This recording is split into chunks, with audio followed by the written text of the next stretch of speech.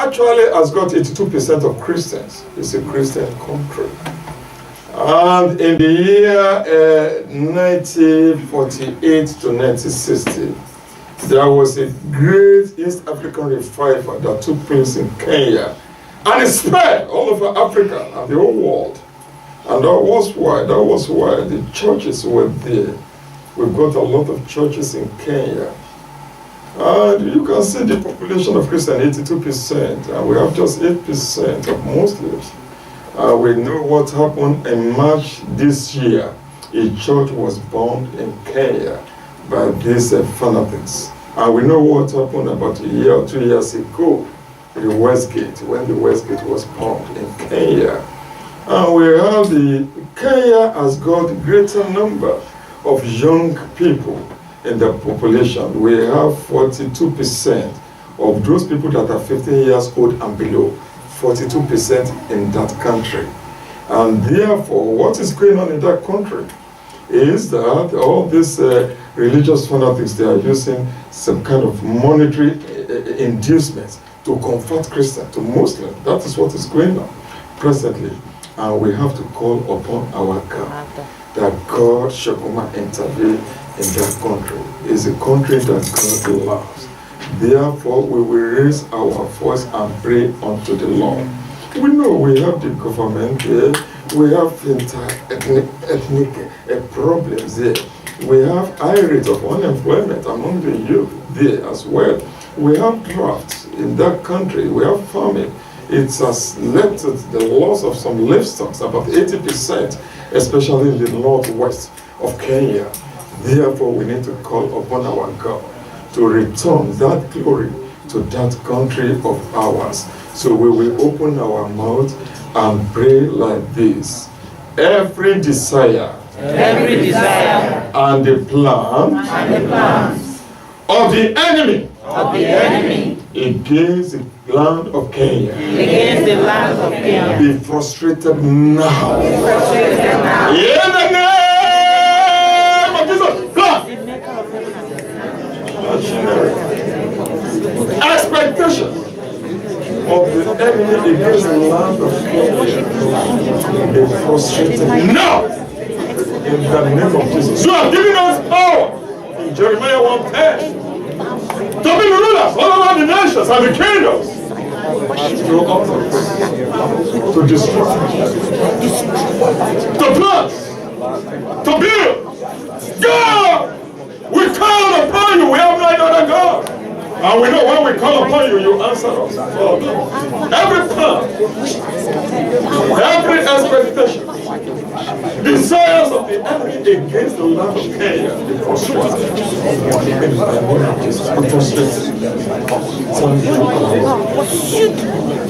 Jesus' name we pray. We want to close all the satanic gates in every city of Kenya. So when we pray like this, we close every satanic gate in every city in Kenya. In the name of Jesus, we close every satanic gate that is allowed the blood-sucking demons to come into that country. We close those satanic gates in the name of Jesus. We close it. Close it. Close you! Close you! Close you!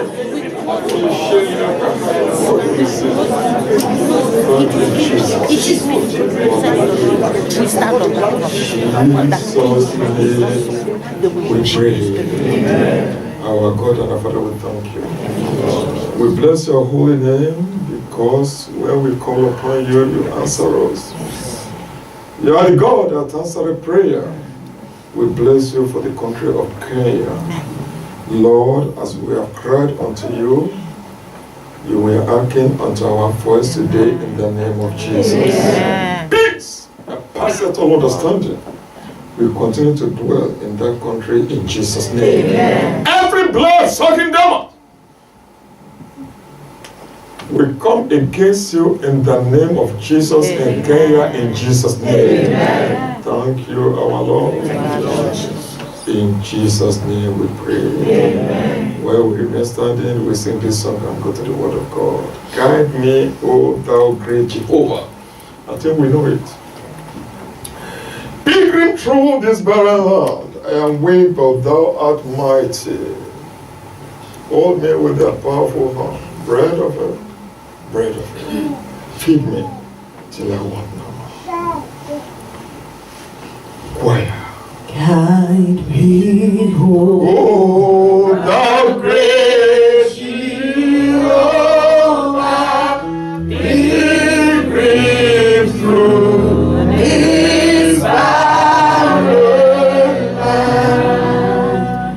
I am weak, but thou art mighty. Oh, deal with thy powerful hand. Bread of heaven, bread of heaven, give me till I want no more. Feed me till I want no more.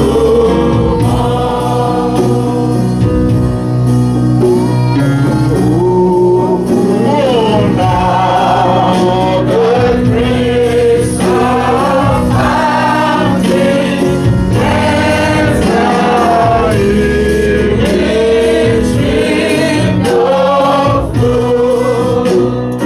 Let not fire and cloudy pillar lead me on thy journey through.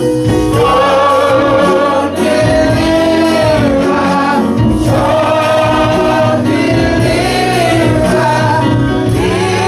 lead us till my sweat and shame. Lead us till my sweat and shame. Let's open our mouth and begin to thank the Lord this afternoon. Let's begin to praise His holy name. Let's have the bread of heaven, the living bread, the Lord Jesus Christ. Let's give glory to His holy name, who has seen us part for the first Sunday in the month of May 2014. There is no one like our God. We bless you. We magnify your holy name. Lord, we thank you. You have done it again.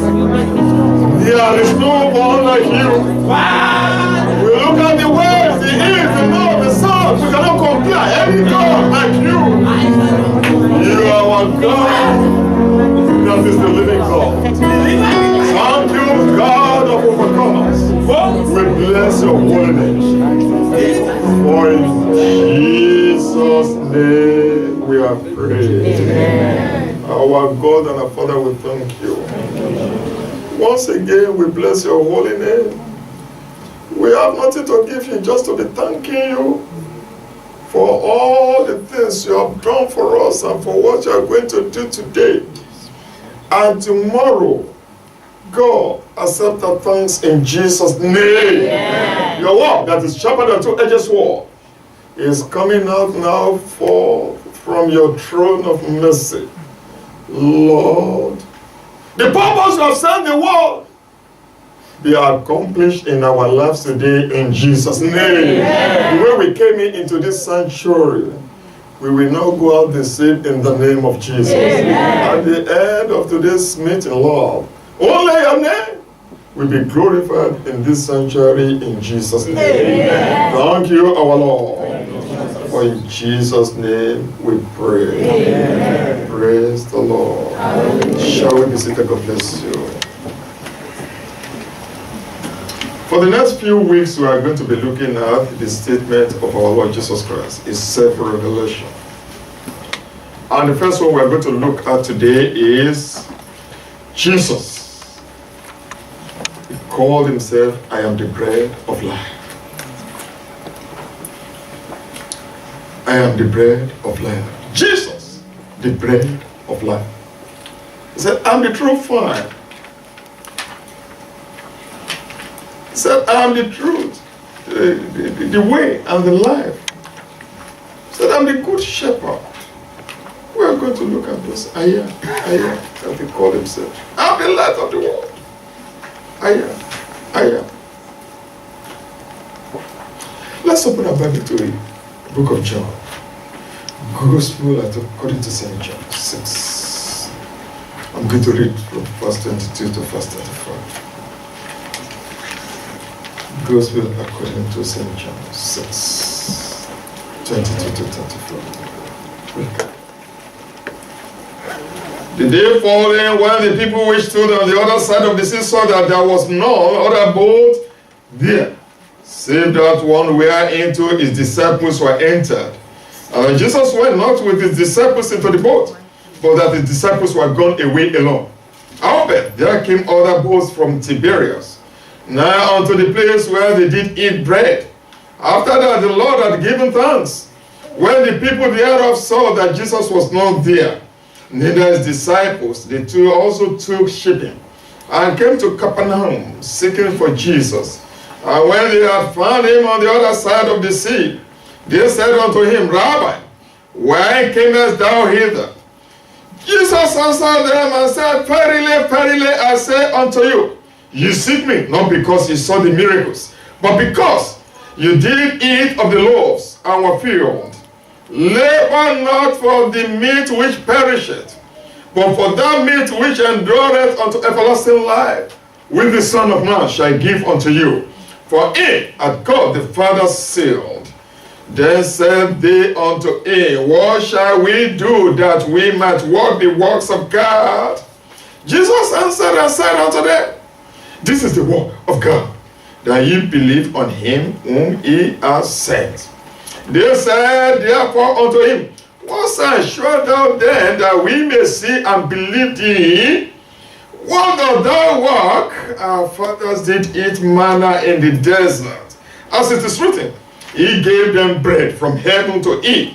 Then Jesus said unto them, Verily, verily, I say unto you, Moses gave you not that bread from heaven, but my Father giveth you the true bread from heaven. For the bread of God is he which cometh down from heaven, and giveth life unto the world. Then said they unto him, Lord, evermore, give us this bread. And Jesus said unto them, I am the bread of life. He that cometh to me shall never hunger, and he that believeth on me shall never thirst. Praise the Lord. Amen. What has happened here? When Jesus Christ declared himself that I am the bread of life. The previous day, Jesus performed a miracle. He fed 5,000 people. Of course, they said 5,000 men. The children, the women were not counted. With 5 loaves of bread and just 2 pieces of fish. And therefore, after that miracle, they wanted to make him a king. Then something happened, he quickly ran away from them. And then the following day, of course, Jesus left straight and went to Capernaum. They started looking for him. And when they saw him from Tiberias, they took the boat, not too far from Capernaum. Maybe about a 25 minutes journey when you drive. And they saw him. They said, so you are here? He said, yes. We've been looking for you.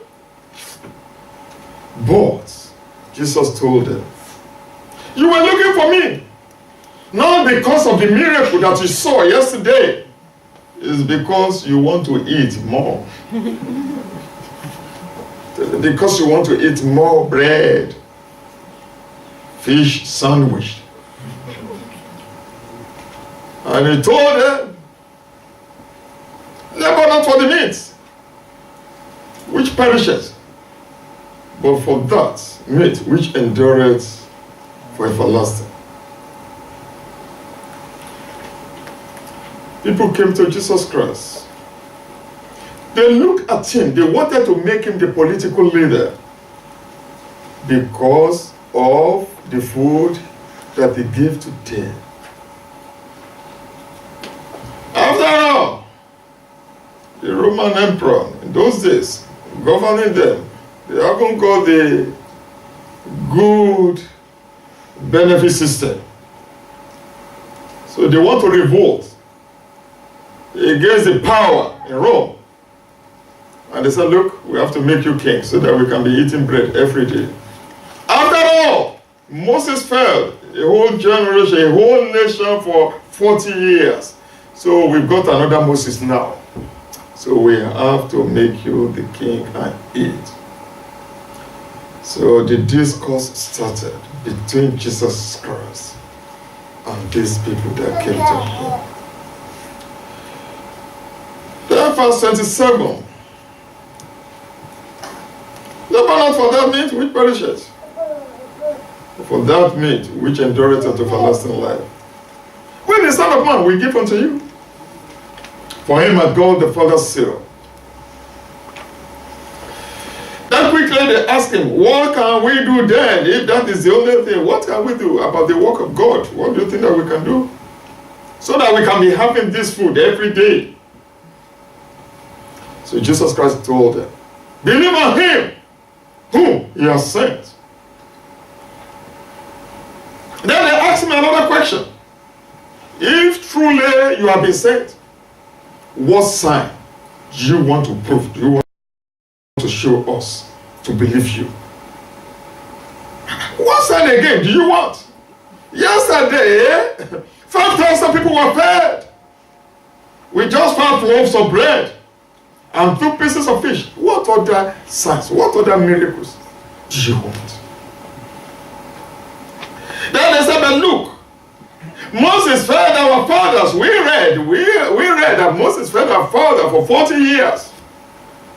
Manna came from heaven. And Jesus told them, that manna that came from heaven wasn't given to you by Moses, but by my Father. And here I am. I am that manna that your father had. Then they said, Lord, give us this bread, the bread that will be eaten forever and ever. And the word came in verse 35. Jesus said unto them, I am the bread of life. Anyone that cometh unto me shall never hunger, and he that believeth on me shall never thirst. That was the beginning of the whole discourse. What is bread?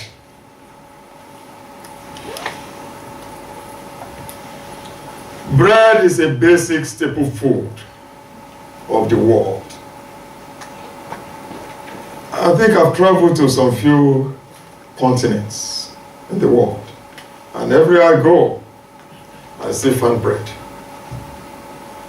So whether you are poor or rich, whether you are from Great Britain, here eating bread, you go to Tesco buy bread, or you go to the remotest village in Africa, you will still find people making bread even on their mortar. It's bread they prepare. So bread is basic staple food for most people all over the world.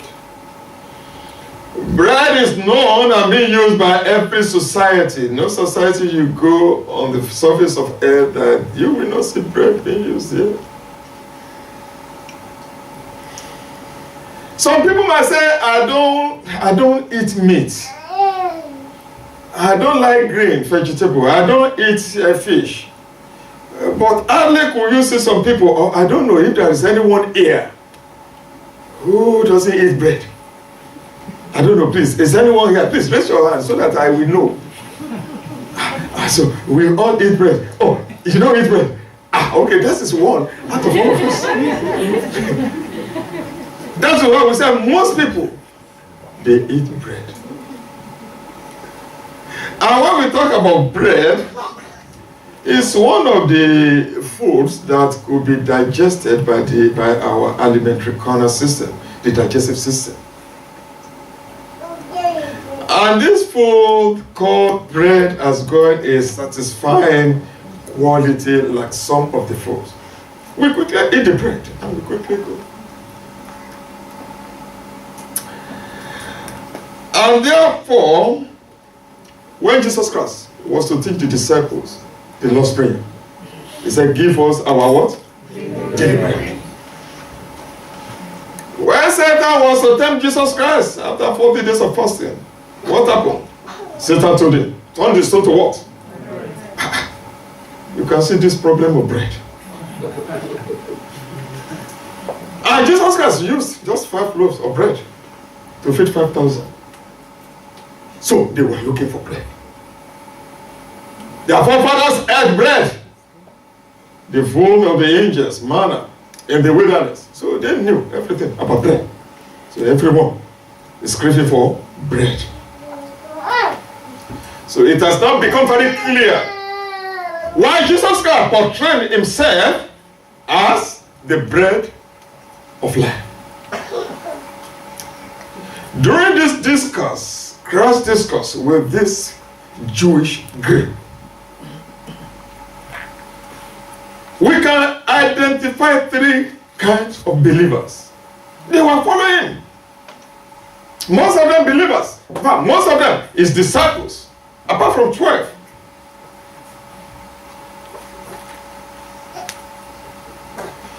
Verse 26. Jesus answered them and said, verily, verily, I say unto you, you seek me not because you saw the miracles, but because you did eat of the loaves and were filled. We call some people possessive believers. Possessive. They want to possess everything in the whole world. Those are the people that Jesus Christ was talking to, hoping for political savior, for political solutions. And they have to be getting all these handouts and material things every day. So Jesus Christ told them, you are not here because of the miracle, but because you are here for what? What you are going to eat. So as soon as there's nothing to eat again, what will happen to those believers? They will disappear. Not only eating, but for other material things. I have seen a case where a non-Christian wanted to marry, and he saw a very beautiful sister always pass through his house. So he discovered that that one goes to that church. Then he quickly became a Christian. He came to the church, became a Christian. For 2 years, his hallelujah was more than the hallelujahs of everyone in the church put together. He quickly became born again. And by the time you know what is happening, because you have to spend 2 years in that church before you can say you want to marry someone. So as soon as the 2 year finishes, he said, yes, sir. He came to the elders. God has been talking to me. That's why when some people say God has been talking to me, we pastor, we're always very being careful.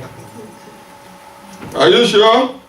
He said yes. So we called the sister. Sister, God has been talking to one brother. Of course, the sister quickly investigated and discovered that this brother, a graduate, working, having good job. Because what happened initially, a brother came to say God has been talking to him to marry the sister. But the sister said, let me pray to the Lord. She started investigating. The brother was a messenger in the office at the university where I studied. And the sister said, God did not tell her that. Very good. But this brother that came purposely because of her, the prayer was not too long. As soon as, that's why I said, please, let's pray very, very well before we say God have told me. So the sister immediately said that, oh, God have told her, yes, he's the one. So we said, please go and pray very well. He said, I pray very well. I fasted. God has shown me everything. I can see our wedding going on. I can see. He said, no problem. So when you hear the man of God say, go and pray well, there must be something wrong. So the day the marriage was done, the brother has called all the friends, the worthy friends. He has bought a lot of alcoholic drinks under the bed. And on that night, he just said, oh, my wife, we finished with the church now. Can you please go under my bed and bring things out for my friends to enjoy themselves? So the sister thought that she was dreaming. That was the beginning of the trouble with the sister. Came to the pastor. We can't say no again because we have joined together. Let no man put asunder, and you have prayed very, very well. What we are saying, there are some people are possessive believers, or what they call materialistic believers. And as soon as they cannot get that, that is it. Some people come to the church for business contact. It is not bad, but when that is your primary aim and not salvation, then there is a problem. Some people come to the church for community status, so that they know you in the community. If that is the case and not salvation, then it's a possessive Christian. And they'll be quick to turn their back against everything as soon as they don't get what they wanted. And Jesus told them, verse 27, labor not for that food that spoils. So we don't labor for that material things that can spoil and destroy. But the food that endures for eternal life with the Son that God will give to you. So they want their goodies, not God, not Christ. The second group of Christians, legalistic believers. Verse 28. They said unto him, what shall we do? That we might work the works of God. If no free lunch, at least you can give us a list of rules that we could hang on to. You can tell us what to do so that we can be following the rules. Through Christian history, church has often fallen into that sin of legalism. The problem is it is easier to make rules than to have close relationship with the Lord Jesus Christ. And what the church is meant for is to preach the word of God, to study the word of God, have closer relationship with the Lord Jesus Christ. Let the Holy Spirit continue to guide you in whatever you are doing, and not to be legalistic.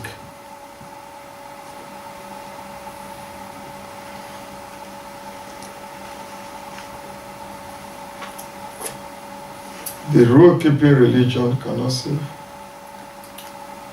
So they rejected Jesus Christ, replacement of that rule, of that law.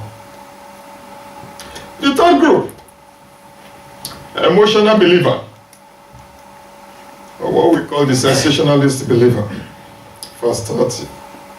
They said thereof unto him, what sign shalt thou then, that we may see it and believe thee? What does that work?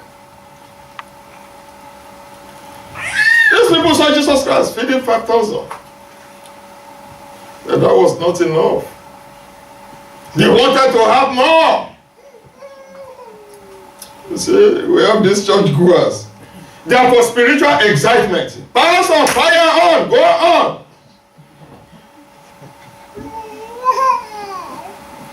They don't want the substance. Why is it happening again? That pastor is there. Yes, I will go there. That miracle, the pastor is there. Oh yes, that is where we go.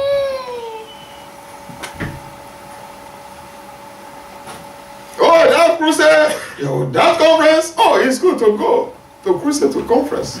But there are some believers that is their special area.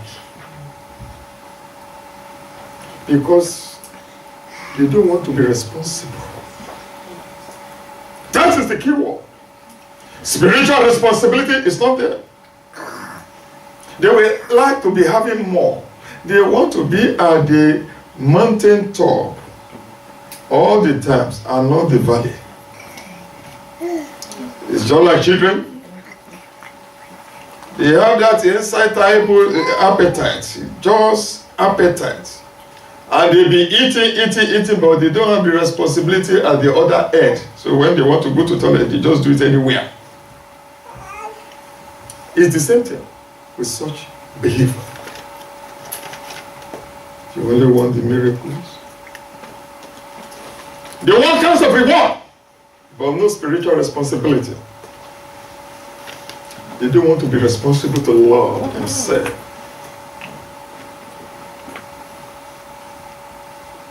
We need to know Him fully. That is what Jesus Christ has come to do. Seek ye first the kingdom of God and His righteousness. All other things will be added. The most Christian nowadays, they just want the added ones. Not to seek Him. So Jesus Christ proceeded. He now revealed Himself that I am the bread of life.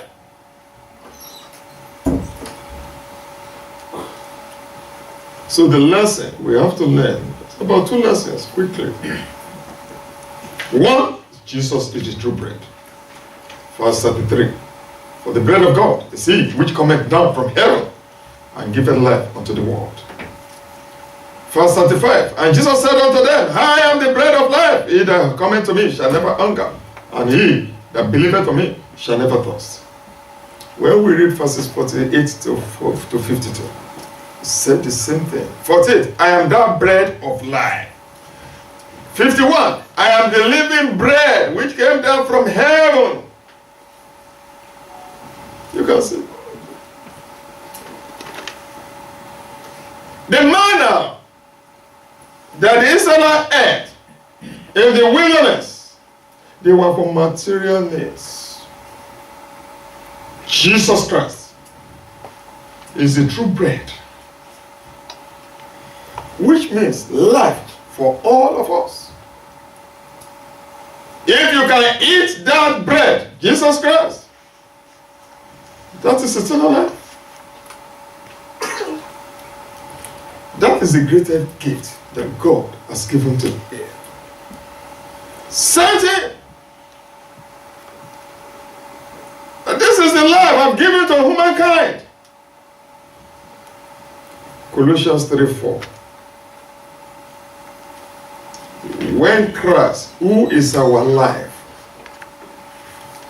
that was so powerful. When Christ, who is our life, shall appear, then we also will appear with Him in glory. That will be our portion in Jesus' name. Amen. That is why we call Him the true bread. We have to eat Him. I know that might be confusing a little bit. Christ as the bread nourishes our soul,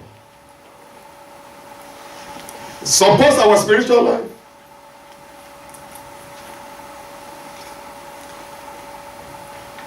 Jesus was born where? Bethlehem. You know the meaning of Bethlehem? House of bread. That's the meaning of Bethlehem. House of bread. He was born there. And He became the manna that the Israelites ate in the wilderness. And Leviticus 21, verse 21 tells us that He became the bread of God. Leviticus 21, verse 21 to 22, it became the bread of God. That the Levites, they ate because they know that that bread is holy. So from the Bethlehem house of bread to manna, the wilderness, bread of heaven, moved to bread of God. And finally he came now and he said, yes, I am now the living bread. Bread of life. To be offered. Not only for the Israelites, but for the whole world. And he promised us that if you can eat this bread of life, we have what? Eternal life. So it is not the bread we eat every day that it makes the body to perish. But the bread that you will eat, and it will be for everlasting. And when we die, he said we are going to be raised up because of the bread of life that we have eaten. The second lesson. Jesus gives life unto the world. Verse 33. For the bread of God is he which cometh down from heaven and giveth life unto the whole world. What is the importance of bread? When you have bread, you can't eat it. So what is the importance of bread of life that has come and we refuse to eat it? We refuse to accept the Lord Jesus Christ into our life. There is no point. Manna was meant for the Israelites in those days. But Jesus Christ is meant for us, the spiritual Israelites of the modern world. Therefore, what is expected of us is to make him as a personal Lord and Savior. Jesus Christ is for all the people in the whole world. No Greek, no Gentile. And the benefits of the bread of this Jesus Christ, the bread of life, is for all, except those people who have decided not to have it as their bread of life. Acts 4:12. Salvation is found nowhere else. For there's no any other name under the heaven that man can be saved. No. Therefore, Jesus is the true bread. Not only the true bread, the true bread for the whole world. We need to receive him and digest him. Let him be part of us. So we'll be wondering, because Jesus was concluding his discourse. He didn't stop at the bread alone. He also talked about drinking his blood. So the third lesson is what we want to quickly look at. Feeding upon Christ. As you are sitting down, you'll be wondering, what is the pastor saying? How can we eat Jesus Christ? It's the bread of life. In the olden days, in the Jewish culture, even up to now, you don't eat meat that has got blood. But now, Christ is saying that you have to drink my blood as well. What we are going to do very soon. Then there was uproar in the synagogue. It's now Jesus Christ making us to be cannibalistic people. Or are we barbarians? Have we become a phlebotomist to be drinking blood? Or sucking blood? They did not understand. What on earth can Jesus mean by saying this? No wonder. When we say feeding upon Christ, we need to fill our mind, our bodies, our soul with the Word of God. In the beginning was the Word. The Word was with God, and the Word was God. And this is the Word we are talking about. It's the bread of life, Jesus Christ.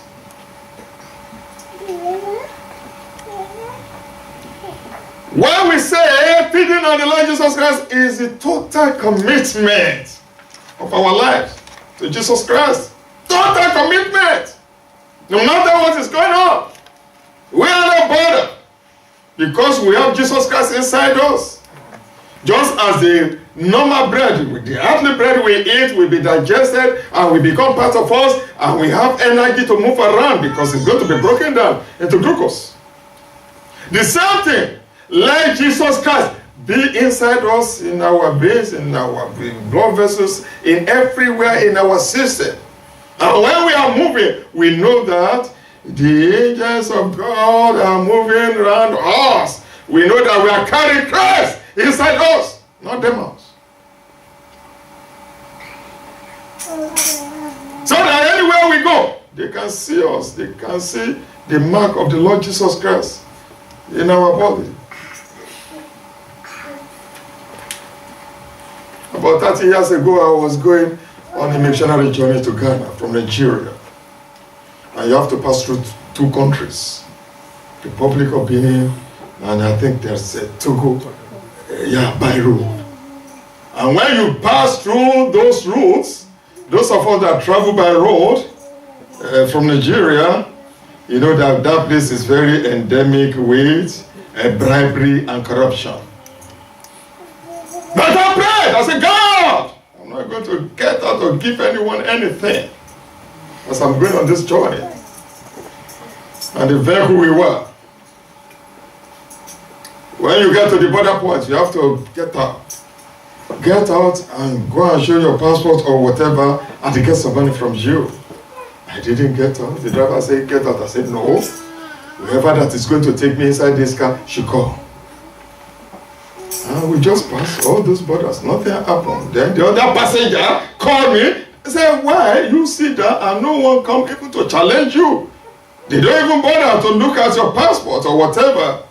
I say, yes, it's God. It's the Lord Jesus Christ. Because we are carrying Him. That is why we are not afraid of anything. Anywhere we go, we are not afraid because we know the Lord is with us because we are carrying Him inside us. I went to one exam. And the gate man, as soon as I was about to enter the exam hall, the gate man said, I can hear some people singing. Are you the one? I said, did you see me open my mouth? You don't go alone. You're the Lord. It's always with us. We are not afraid. Anywhere we go. Because we are carrying Him inside us. That is the feeling of Jesus Christ. Means. Carry Him everywhere you go. Don't be afraid. We have to have appetite for Him. Desire of Him. Delight in Him and His power of salvation. And always depend on Him. Don't depend on any man. For support, depend on Him. For comfort, depend on Him.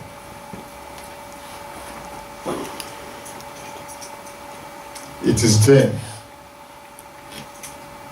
we can say, yes, my life is hid in Christ. Colossians 3:4. Life, our life, hid in Christ. Don't think anyone can do you any evil because you don't do any evil thing. Don't be afraid of what man can do unto you because you have Jesus Christ inside you. That is what we are saying. Romans 8:35. We shall separate us from the love of Christ. Tribulation, distress. No! Nakedness, peril, swords. No! For the sake we are killed all the day long. We are counted as sheep for slaughtered. Nay, in all these things, we are what? We are more than conquerors through Him that loves us. Tell your neighbor, I am more than conqueror. I am more than conqueror.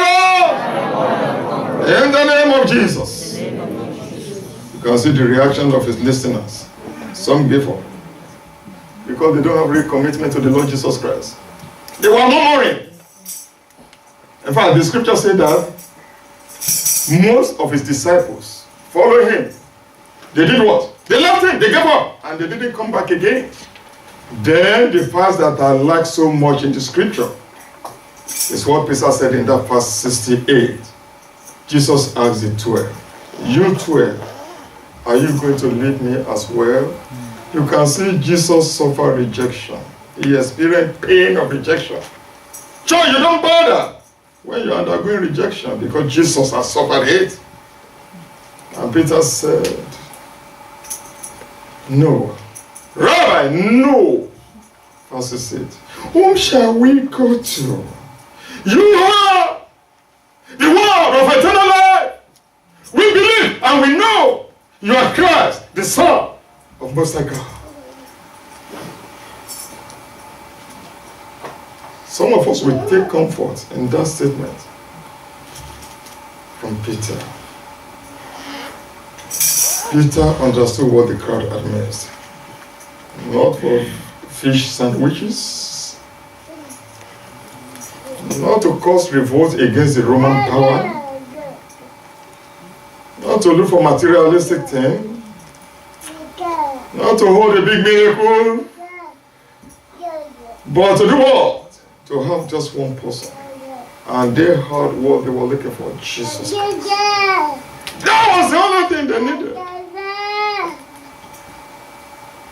All they needed was all they have heard, Jesus Christ. Is He all you need? Is He your bread of life? If you have been there on that day when Jesus was given the sermon, will you also walk away? Or you will echo what Peter echoed? If anything should happen now, if I should ask us, if you die now, where will you go? We will all say we are going to where? Heaven. Have you eaten bread of heaven? If you have not eaten bread of heaven, it's going to be impossible. Shall we rest on our feet? All to Jesus I surrender. All to Jesus.